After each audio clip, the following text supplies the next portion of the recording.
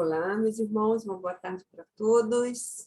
Estamos aqui novamente, mais uma tarde de sexta, para continuarmos com o estudo de Memórias de um Suicida, de Dona Ivone do Amaral Pereira. Boa tarde para todos e para todas. Iniciando sempre o nosso estudo, da tarde de hoje, com o nosso livro Maria, Mãe de Jesus. A gente vai ler um texto hoje, pequeno, para harmonizar o nosso ambiente, que fala assim: o olhar de Maria. O olhar de Maria Santíssima é toda uma fonte geradora de luz e consolação. Seu olhar é semelhante à luz da aurora, traz energias renovadoras, traz alegria, traz esperança, traz confiança no futuro, trazendo todas essas bênçãos envoltas em muita pureza e doçura. E assim, gratos, por esse momento de estudo, por essa proteção de Maria, pela proteção de Dona Ivone do Amaral Pereira, por esses bons espíritos que nos tutelam aqui nesse momento. Nós agradecemos essa oportunidade, pedimos a Jesus, nosso mestre por excelência, e a Deus, nosso Pai, que dê por iniciado o estudo da tarde, te dizendo graças a Deus. Muito obrigada. E aí a gente começa hoje relembrando o que nós paramos na semana passada, que a gente falou daquela frase do homem conhece-te a ti mesmo, e também da frase que Jesus fala a Nicodemos, que o Nicodemos era um mestre do Sinédrio, e ele fala que ninguém entrará no reino de Deus se não renascer de novo. Então, aqui Jesus mostra a reencarnação, essa oportunidade bendita pela misericórdia de Deus, que dá oportunidade a todos nós, de refazer o caminho. E aí a gente começa hoje falando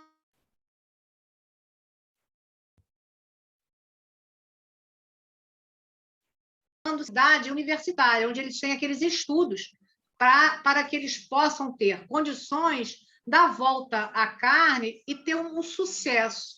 Então, a gente já viu que eles já começaram lá com Aníbal, onde ele fez todo aquele aprendizado do conhecimento de Jesus, que era uma figura desconhecida para eles, e agora mostra aqui para nós também quem são esses instrutores, porque tem o Aníbal, mas também tem outros instrutores. Aí ele fala aqui para a gente que esses educadores, que eles estavam sempre subordinados a métodos e as normas estatuídas por Jesus. Quer dizer, eles tinham um jeito lá de ensinar, de trazer todo esse evangelho, todos esses ensinamentos necessários a esses espíritos, mas subordinados a métodos de Jesus, dos ensinamentos do nosso Mestre Jesus. Então, e quem são esses espíritos que estão com essa grande responsabilidade? Porque é uma grande responsabilidade, a educação. E ele diz aqui que se tratava de iniciados cristãos de alta classe moral.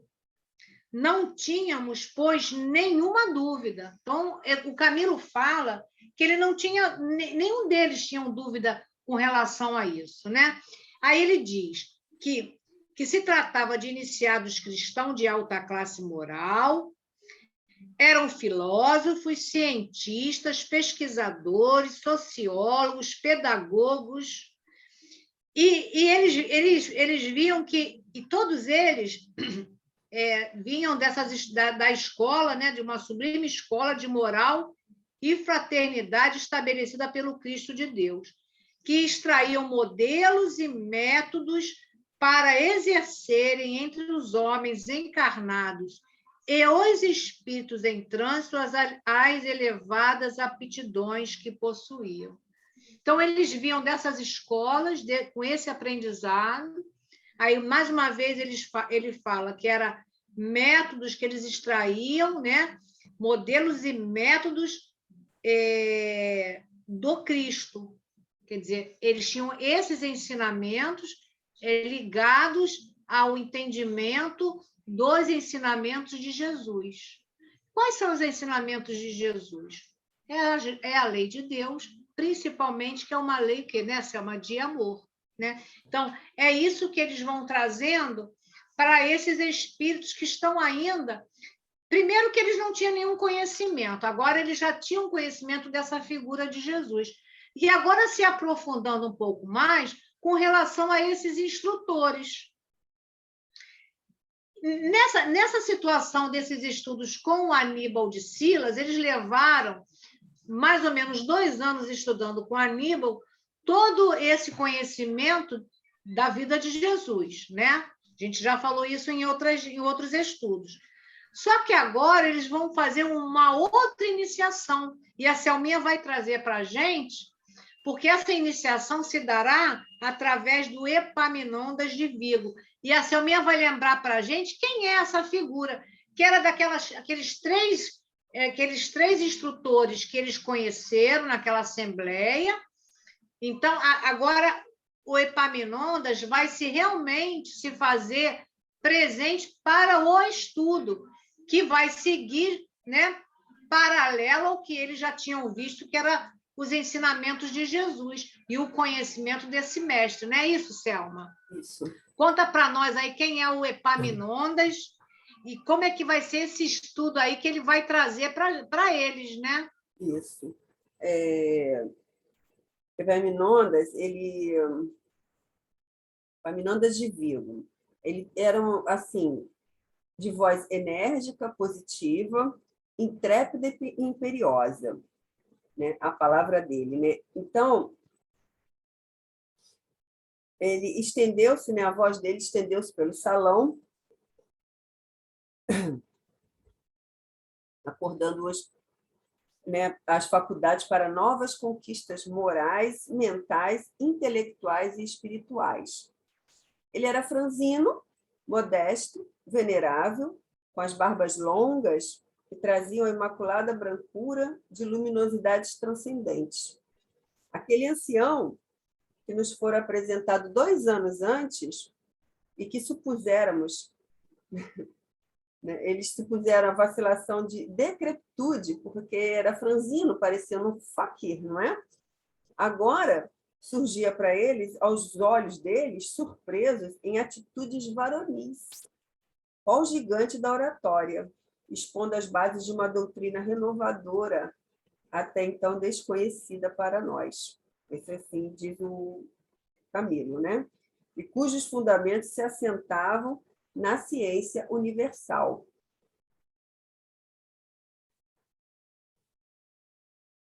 Inicialmente...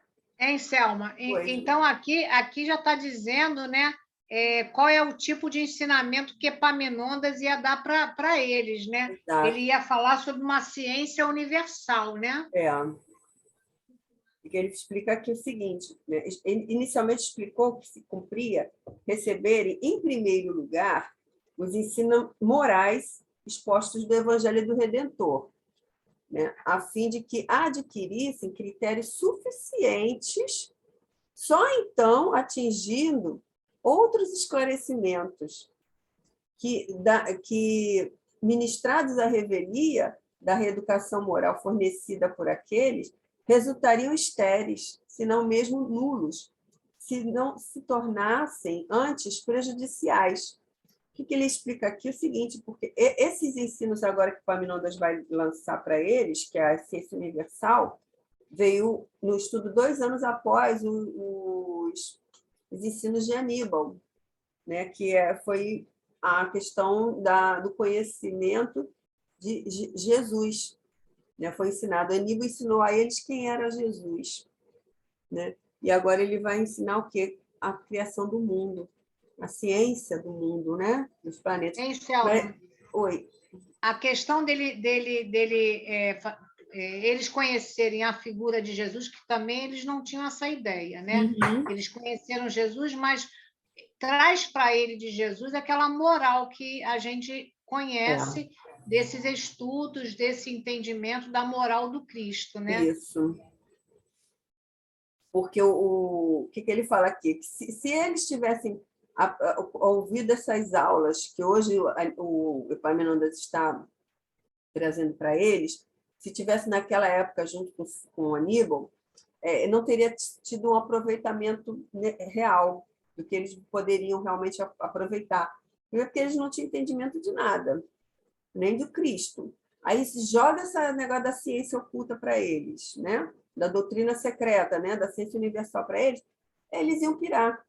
Né? Que ele fala assim, poderiam tornar até prejudiciais, realmente, porque nós vamos ver aqui, né, no decorrer, ele vai dar mais ideias do que se vai ser dado para eles, que eles não teriam capacidade nenhuma de ter compreensão disso, se não tivesse passado primeiro por Aníbal, né? Que é a história de Jesus, toda aquela passagem da Boa Nova, né, do advindo do Cristo, todo, para poder começar a entender essa questão da ciência universal. Ele fala que assim, a moral divina de Jesus, saneando, de algum modo, nossa mente e, portanto, nosso caráter, de muita vileza que nos congestionava as faculdades. Quer dizer, então, precisava desse saneamento com a moral do Cristo, para poder eles hoje aprenderem realmente essa questão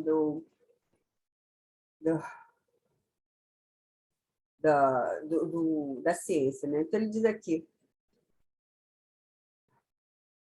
por essa circunstância, somente agora nos fora dado entrar em contato com Epaminondas, que fariam sob sua direção um curso leve, rápido, por assim dizer, preparatório da ciência universal, né? Em antigas idades, doutrina secreta.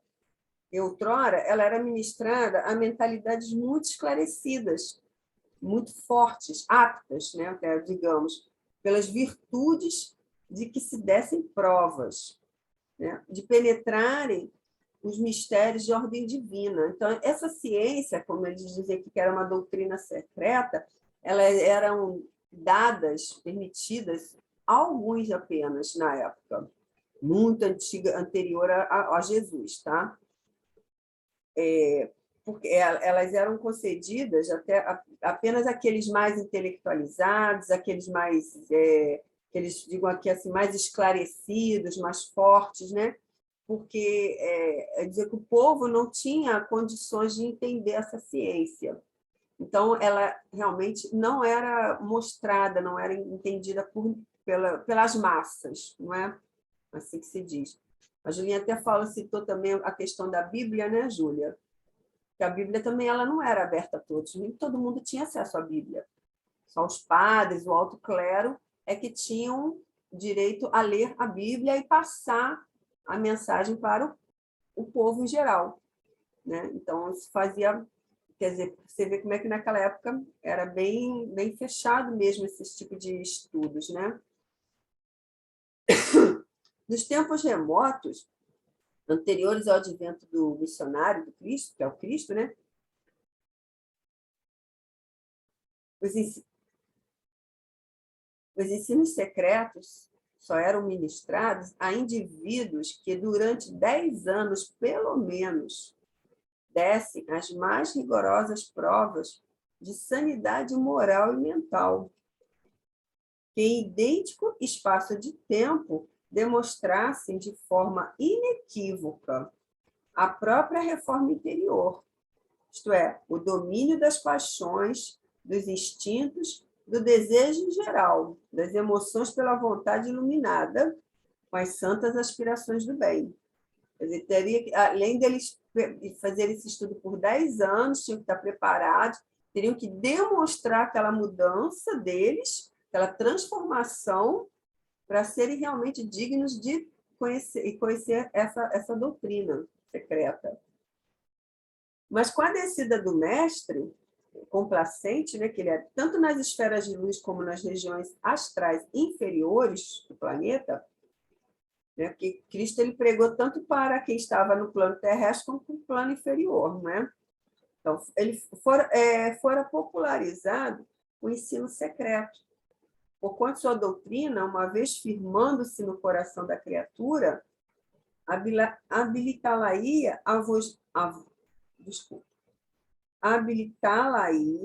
a voos longos no terreno científico psíquico. A doutrina messiânica ela trouxe à humanidade esclarecimentos outros, rejeitados pelos homens, onde expressava ele, Jesus, os valores imortais da ciência psíquica. Então, desde dessa época, decretos divinos haviam ordenado que se desse do ensino secreto a todas as criaturas terrenas, como a espíritos em trânsito nas regiões astrais inferiores que circundavam o planeta, pois o Pai Supremo, conduído das amarguras humanas oriundas da ignorância, desejava fossem todos os seus filhos iluminados pelo sol das verdades eternas. Porque até a época de Jesus, que existia essa ignorância, né, com relação ao conhecimento, às verdades, vamos dizer assim, as verdades, entre aspas, né, da criação, do mundo, de tudo, né, que era restrita a alguns, e, de certa forma, esses poucos que detinham esses ensinos, eles controlavam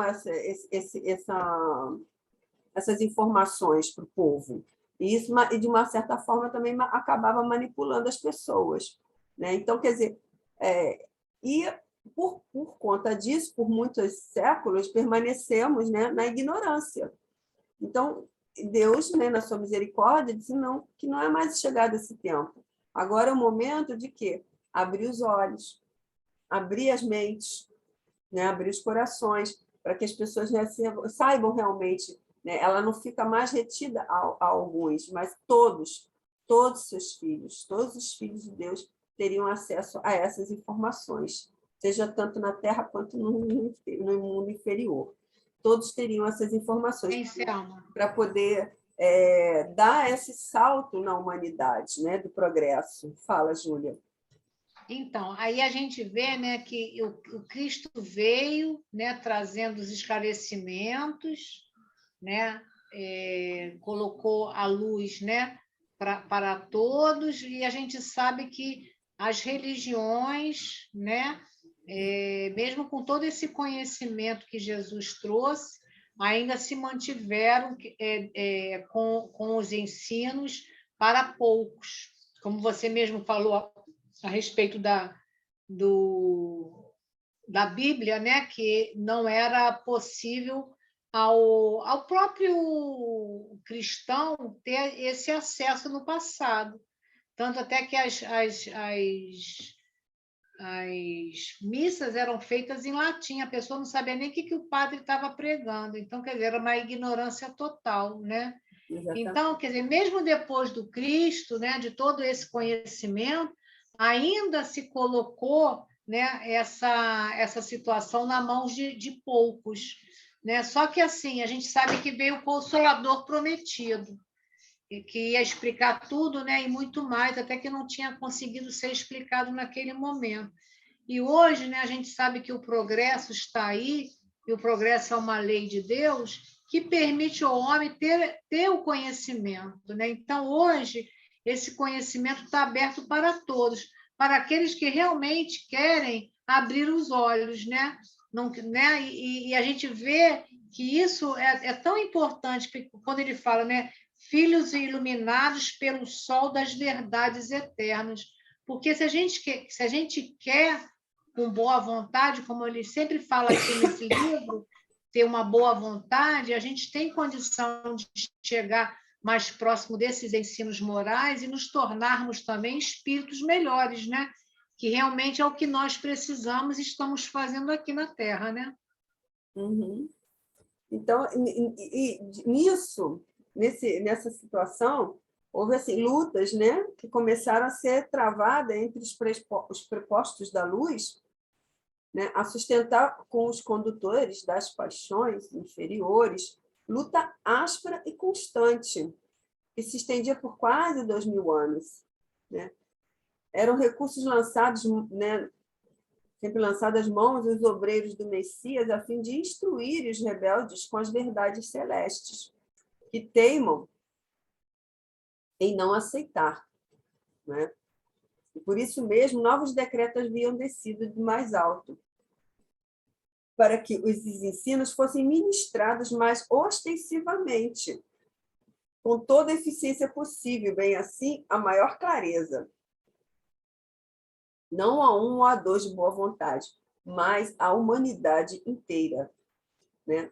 Como a todos os espíritos errantes que desejassem aprender, fossem virtuosos ou pecadores, pois que urgia auxiliar a regeneração do gênero humano, já que estava iminente rigorosa seleção por parte da providência entre os espíritos e os homens pertencentes aos núcleos terrenos, porque o planeta sofreria em breve o seu parto de valores, expulsando para mundos inferiores os incorrigíveis desde há 2000 anos, para conservar em seu seio apenas os mansos, os pacíficos e os de boa vontade, para então estabelecer-se não só no planeta, como em seus continentes astrais, aquele que era do progresso sonhado pelo mestre da Galileia, presidida pelo socialismo fraterno.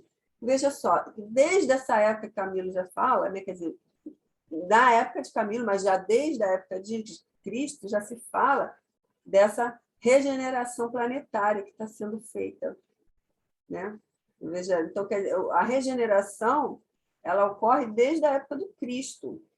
O Cristo é um marco da regeneração do planeta, do processo de regeneração que nós estamos passando hoje e ouvimos falar, já desde a época dele já acontecia isso. E já está sendo feita essa higienização, vamos dizer assim, né? Essa limpeza desses espíritos Essa seleção. mais rebeldes que não querem, né, atuar no progresso do planeta. Já desde essa época já está sendo feita essa seleção para que haja realmente essa regeneração, esse progresso, né, que o planeta tanto, né, clama. Então,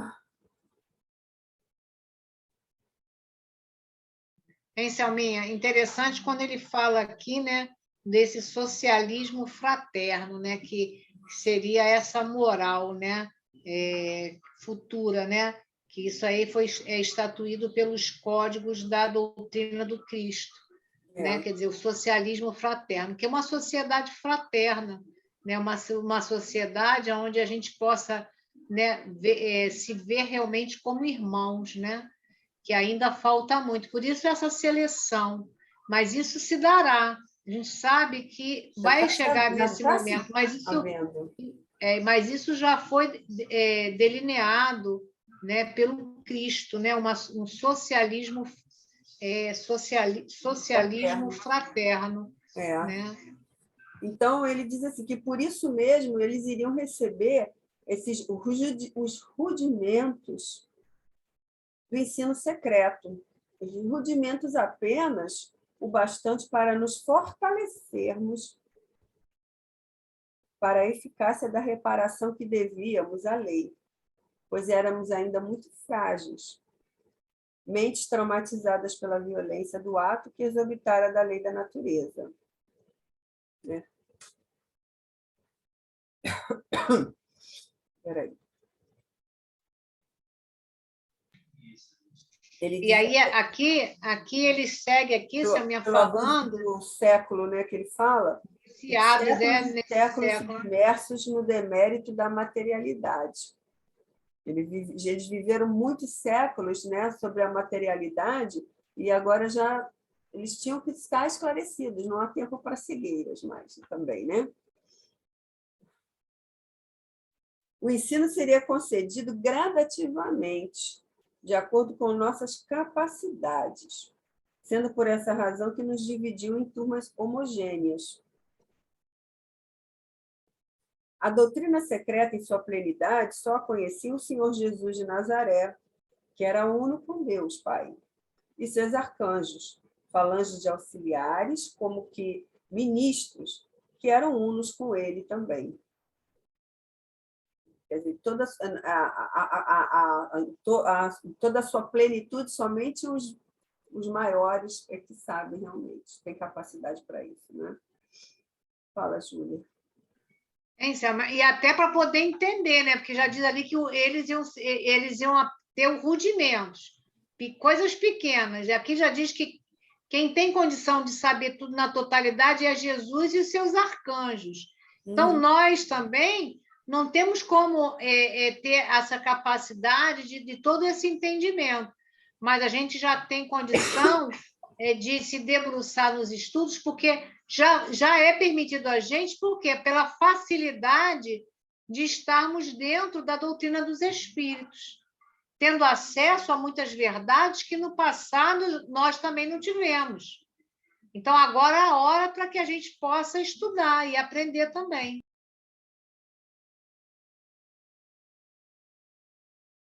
Aqui mais abaixo, Selminha, ele fala o seguinte: por isso mesmo era chamado ao citado conhecimento, quer dizer, todos eles eram chamados a esse conhecimento, ciência universal, e que nós outros, míseros suicidas, ínfimos cidadãos do universo de Deus, párias da sociedade do astral, para quem se tornava necessário criar sempre colônias de abrigo, éramos convidados a partilhar da Assembleia Luminosa da Verdade, porquanto fora justamente a falta dos mesmos ensinamentos que nos levara de queda em queda até a calamitosa situação da queda máxima através do suicídio. E que ele, Epaminondas, em nome de Jesus Nazareno, a quem deveríamos o ressurgimento de nossas almas para a redenção, e em nome de Maria, sua mãe, a quem devíamos o amparo recebido até o momento presente.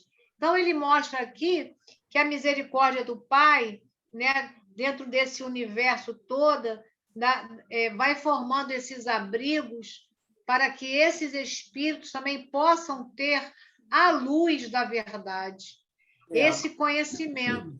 E aí ele novamente ele fala sobre a Maria, né? Que em nome de Maria, a quem devíamos o amparo recebido. Que a gente sabe, né, que a colônia é Maria de Nazaré. Foi um pedido que ela fez a Jesus para que ela pudesse tutelar esses espíritos suicidas. Então, a gente vai vendo aqui que, nesse momento, eles estão, assim, já tendo uma certa lucidez de todo esse trabalho que está sendo realizado em prol do que? Da redenção desses espíritos, né? Isso. Ele diz assim, concitava-nos ao rigor de um ensaio para severa iniciação, mais tarde nos mistérios, pois da nossa boa vontade, do nosso valor na aplicação do experimento presente, dependeriam os êxitos futuros. Quer dizer, tudo maior da boa vontade deles, principalmente. Então, ele continua aqui. Vibrante e fecunda, a peça oratória, né, dele, né, arrebanhou nosso sincero interesse, com legítima admiração, né, exprimindo-se em português clássico, fulgurante para portugueses e brasileiros, e em espanhol sadio e puro para os espanhóis. Epaminondas de Vigo fazia fulgir a palavra em inflexões suaves e melodiosas, ou vibrantes e fortes, qual se um hino literário, que bem poderia parecer também musicado. Veja, a voz dele, que na verdade não era a voz, era uma vibração mais energética, assim como Teócrito, né? Quando o irmão Teócrito falou ao público no final quando eles tiveram alta do hospital, não foi? Epaminondas usou o mesmo recurso. Então, Hein, Selma? E eles escutavam na sua língua de origem, né? Exatamente, cada um entendia na sua própria linguagem. Eles ficavam encantados. né? Ó, Belarmino, Camilo, João e os amigos brasileiros que se juntaram a eles, que é Raul e Amadeu, ficaram realmente assim encantados com aquilo. Eles se sentiam atraídos com o novo monitor, né? E ansiosos também pelas lições que se seguiriam. E percebiam também que todos os grupos estavam na mesma impressão, porque eles ficavam com sorrisos satisfatórios, de satisfação, né? E interesses assim muito exaltados, né? Com a assistência que era dada a eles. Então, o aprendizado científico seguiu o curso normal, antes recebendo mais e mais os conhecimentos práticos das aulas de Suriomar. Quer dizer, eles, além do aprendizado científico, eles também recebiam as aulas práticas, né, de Suriomar. Elas caminhavam juntas, nesse caso. Tá? Então, o ancião ministrou o encantamento de presenciarmos o nascimento e progressão lenta e esplendente do próprio globo terrestre. Hein, Selma? Foi isso, por isso que eles estavam ali, quando ele fala assim, atraídos para o novo monitor. Quer dizer, porque nesse monitor era onde ia se desenrolar toda essa aula. Né? Por isso que ele fala assim, né? Estávamos atraídos para o monitor e ansiosos pelas lições que iam seguir ali, né? Junto ao Epaminondas. Aí, o que o Epaminondas começou a fazer de estudo? Ele começou pelo início, né? Aqui, ó, nascimento e progressão lenta e esplendente do próprio globo terrestre. Aí ele foi mostrando essa criação. Porque aí eles vão ter noção dessa paternidade divina, né? Aí ele fala aqui para a gente, né? Que em cenas vivas, em atividades reais, como se houvéssemos participado com efeito do nascimento, crescimento de generosa instância do sistema solar. Olha isso, né? Olha isso, essa... Quer dizer, tudo eles presenciaram, né? A centelha em ebulição, as trevas do caos, os aguaceiros e dilúvios, né? Os grandes cataclismos para as formações dos oceanos e rios, né? Os adventos dos continentes, nascimento das montanhas majestosas, cadeias graníticas do próprio globo, né? Todos em épocas diversas surgiram do berço diante de nossos olhos deslumbrados, arrancando lágrimas de nossas almas, que se prosternavam tímidas ante tanta grandeza, tanta beleza e majestade. Isso é maravilhoso, né? Muito maravilhoso. Assim como os primeiros sinais de movimento e vida no leito imenso das águas convulsas, a vegetação fabulosa e tétrica, no gigantesco volume das proporções, os dinossauros monstruosos, os lagartos de forma e forças inconcebíveis, a delicadeza corporal do homem, os mastodontes, a pré-história. Tudo isso foi passado diante deles como um filme, mas era um livro tenebroso, como eles falam, né? É isso aí. Magnífico. Magnífica epopeia divina da criação.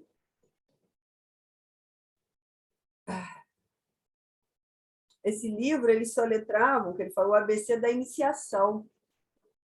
Gradativamente, pacientemente, às vezes empolgados até os delírios.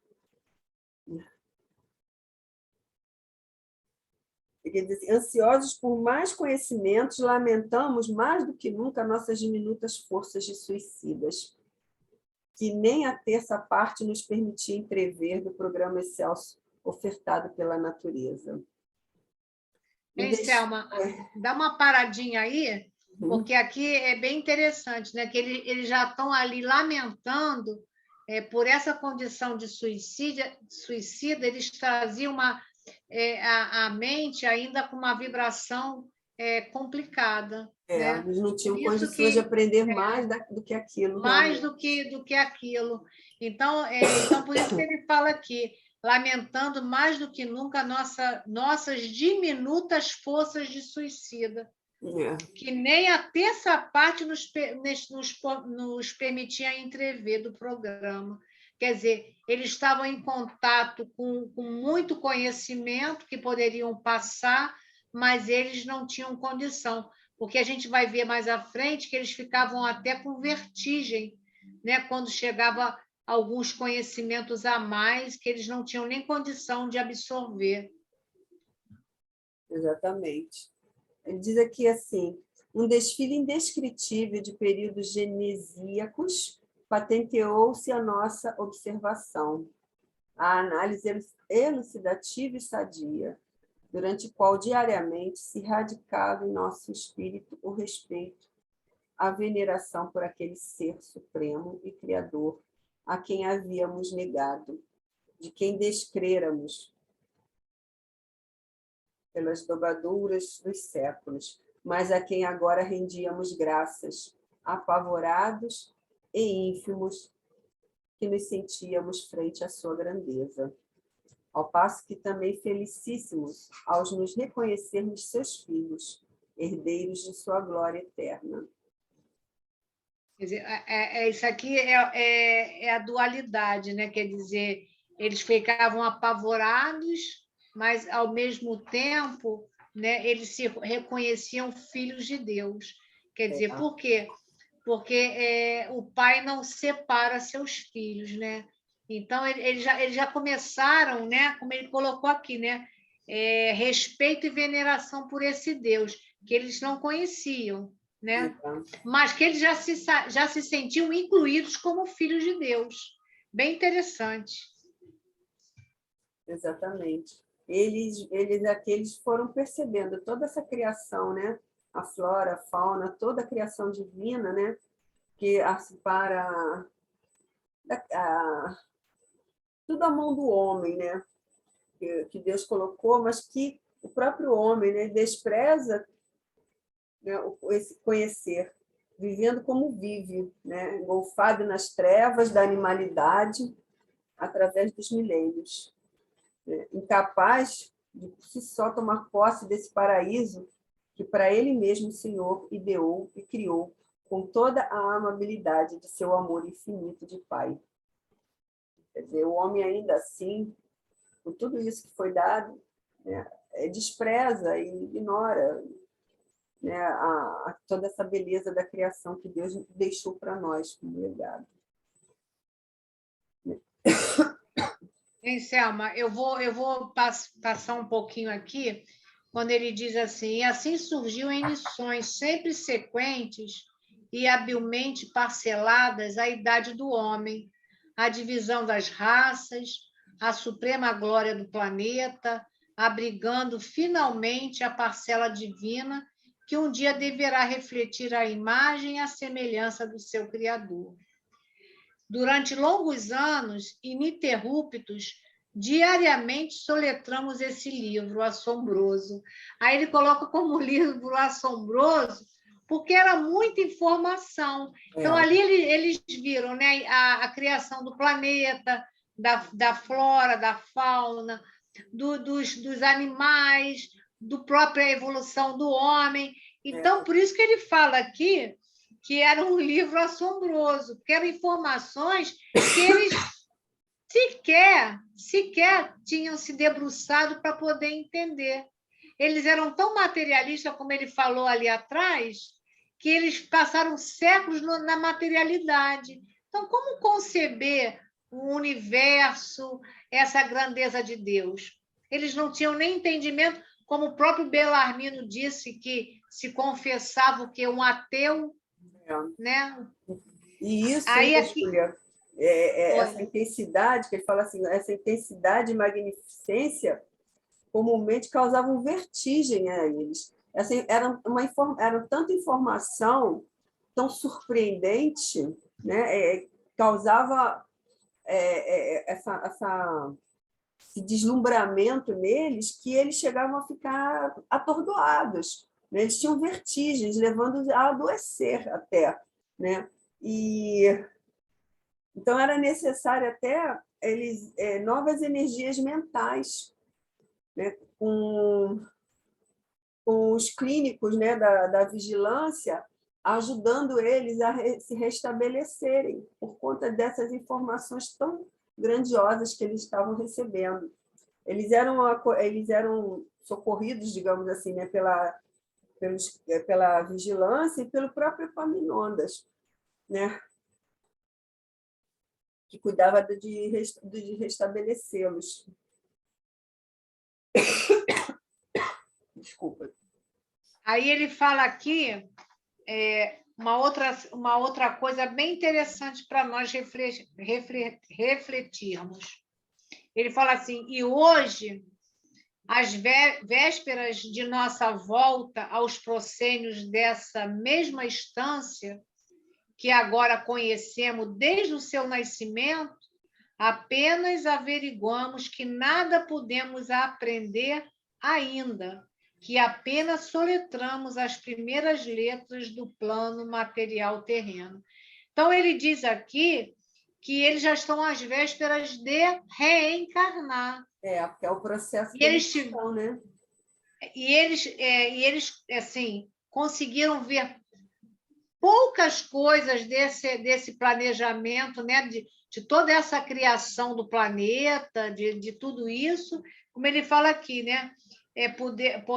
Conhecemos desde o seu nascimento, apenas averiguamos que nada podemos aprender ainda, que apenas soletramos, quer dizer, eles aprenderam, não, eles tiveram uma condição de, né, de olhar aquela, de vislumbrar, né, aquela situação toda daquele aprendizado, mas que eles não tinham condição nem de entender, né, porque faltava realmente essa condição. Como você falou, eles tinham vertigem com tanta informação, mas é o que ele diz, né? Eles já vão renascer, né, para a próxima oportunidade com um pouco de conhecimento, porque isso quem aprende é o nosso espírito, não é isso?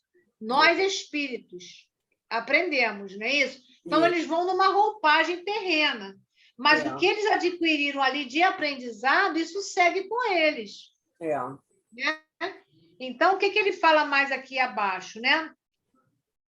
De que forma, porém, poderiam Epaminondas e seus aqueles que estavam ali comandando com ele, né? Os outros instrutores, ministrar tais aulas, tornando visível no presente o que milênios devoraram no pretérito. Como reedificar com tão real pujança a ponto de apavorar-nos as idades primitivas do planeta, os períodos devastados pelo tempo?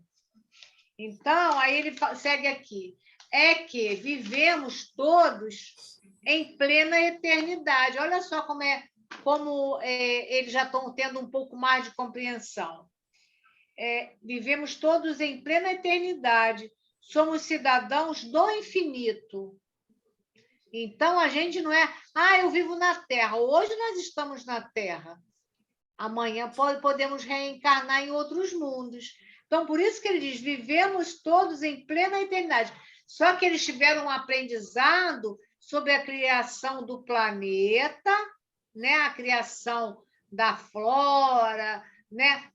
Do planeta Terra. E aqui ele já diz, vivemos todos em plena eternidade, somos cidadãos do infinito. E para a eternidade, o que existe é o momento presente, sem ocaso, sem lapsos. Ela, a eternidade, vive dentro do presente, porque justamente é esta a sua particularidade. Então, hoje, nós construímos o nosso amanhã. O que a gente faz hoje, nós estamos construindo o nosso futuro. Por isso que ele fala da eternidade. Porque somos um somatório de experiências. e essas experiências vai estar guardada em nós. Agora, o importante que a gente vai vendo desses espíritos, né? A oportunidade que eles já vão tendo ali na espiritualidade, como ele fala, né? Esse abrigo que foi construído para ter essa oportunidade para esses espíritos endividados. Então, eles já estão tendo uma grande oportunidade de ter o conhecimento de Jesus, das leis de Deus, dessa criação e principalmente, ter o respeito e a veneração por Deus, coisa que eles, no passado, eles não tinham esse entendimento. E por que eles não tinham esse entendimento? Porque eles se acreditavam que tudo acabava com o túmulo. E ele fala, e ele trouxe isso para a gente hoje, quando ele fala aqui atrás a respeito disso, que para ele era simplesmente terminava tudo no túmulo.